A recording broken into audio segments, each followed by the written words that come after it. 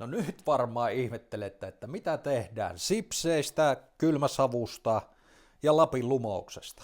Lähdetään tekemään sipsilautasta, Kala-Lapin kylmäsavusiivusta, sipsistä ja Lapin lumouksesta pieni dippi.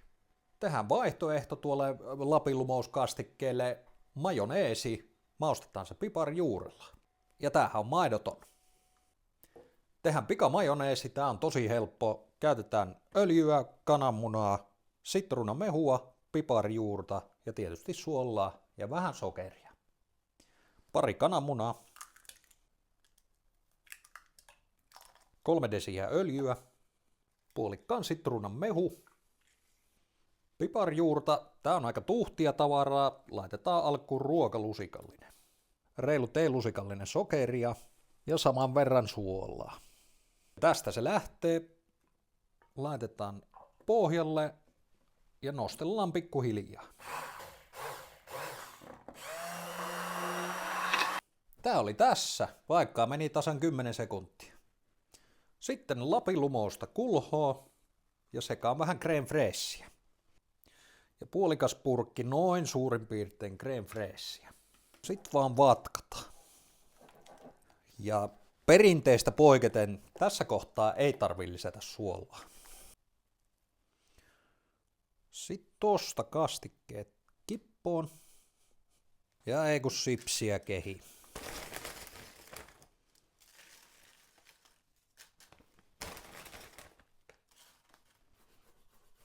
Koristeeksi vähän tilliä. Sitten testataan tää ensimmäinen.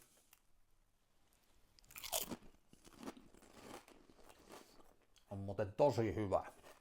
Mehän käytetään tässä tätä Kala-Lapin kylmäsavusiivua, koska se on kylmäsavustettu hitaasti aidossa leppäsavussa 3 päivää noin 3 asteessa. Siksi siinä on niin hyvä viipyilevä maku. Ja tästä leikataan reiluja palasia. Kas näin. Puolikas sipuli. Viimeistellään majoneesi ruohosipulilla. Paksuus on ehkä nyt just hyvä. Ei tämä ainakaan huonommaksi tästä nyt muuttunut. Ja sit sipsilaatanen loppuun. Reilusti sipsiä. Sitten reilusti kastiketta.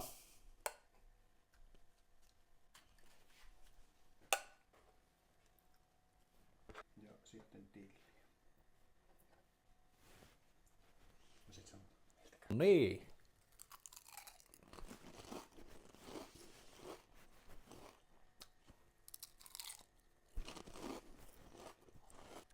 Nämä on molemmat helppoja tarjottavia pääsiäispöytään. Näissä ei kauan nokka tuhise.